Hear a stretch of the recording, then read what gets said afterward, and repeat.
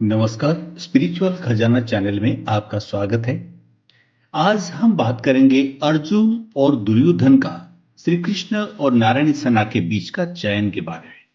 महाभारत की कथा में एक ऐसा क्षण आता है जो न केवल युद्ध की दिशा तय करता है बल्कि यह भी दर्शाता है कि मानव मन और उसकी प्राथमिकताएं कितनी भिन्न हो सकती हैं।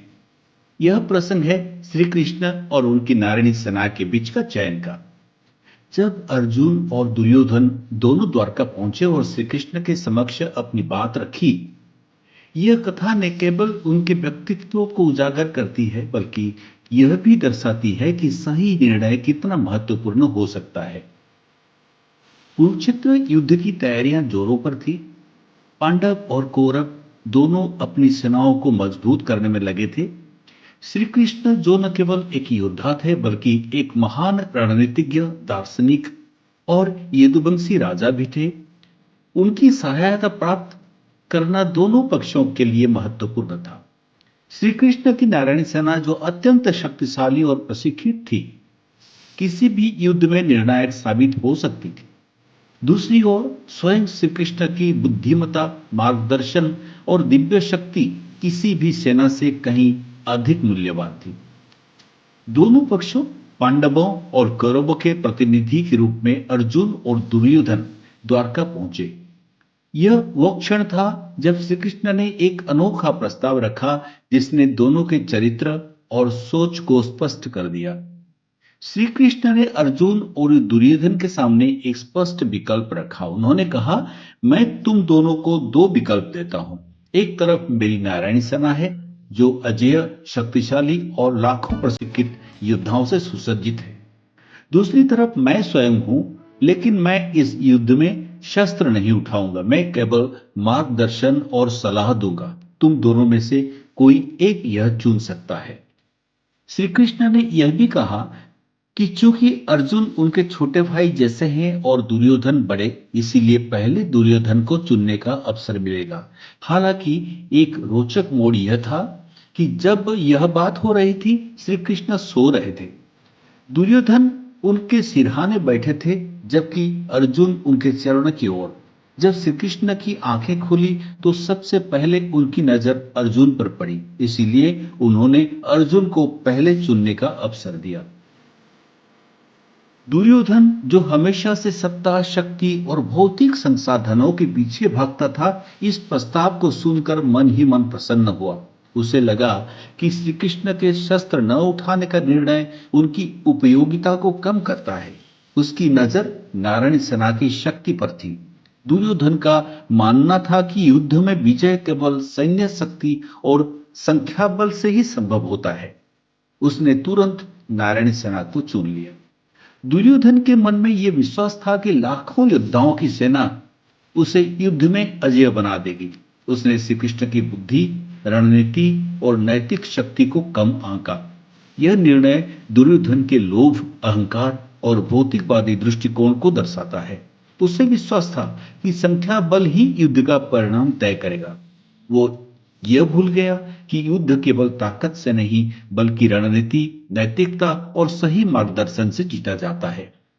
अर्जुन जो श्री कृष्ण के परम भक्त और मित्र थे, उन्होंने बिना किसी हिचकिचाहट श्री कृष्ण को चुना। वह जानता था कि श्री कृष्ण भले ही शस्त्र न उठाएं, लेकिन उनकी उपस्थिति ही युद्ध के मैदान में पांडवों को विजय दिलाने में पर्याप्त है। अर्जुन का यह निर्णय उनके आध्यात्मिक दृष्टिकोण, विश्वास और श्री कृष्ण के प्रति उनकी भक्ति को दर्शाता है।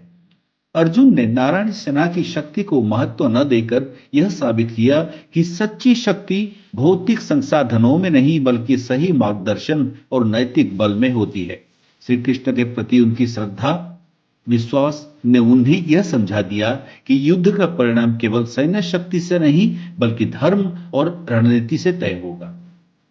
दुर्योधन का नारायण सेना चुनना और अर्जुन का श्री कृष्ण को चुनना महाभारत के युद्ध का एक महत्वपूर्ण मोड़ साबित हुआ। श्री कृष्ण ने पांडवों के सारथी के रूप में अर्जुन का मार्गदर्शन किया और युद्ध के हर कदम पर उनकी रणनीति को निर्देशित किया।